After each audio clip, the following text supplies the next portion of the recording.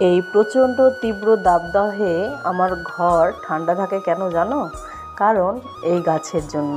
এই গাছগুলো শুধু সৌন্দর্যই দান করে না, বরঞ্চ আমার ঘরটা ঠান্ডা রাখে, ঠিক এসির মতো। কারণ প্রকৃতি কোনোদিনই আমাদের খালি হাতে ফিরিয়ে দেয় না। আমরা যত তাদের যত্ন নেব ততই তারা আমাদের ফল দেবে। তাই সবাইকে বলবো, গাছ লাগাও বেশি করে, সবুজে থাকো, সুস্থ থাকো, জাস্ট এটুকুনি। আমার গাছগুলো তো আমাকে দিব্যি ছায়া দেয়, আমার ঘরটাও ঠান্ডা রাখে, আমি শান্তিতে ঘুমোতে পাই। তাহলে তোমরা কে কে গাছ লাগাচ্ছ অবশ্যই জানিও। আর আমার ভিডিও কেমন লাগলো জানাতে ভুলো না।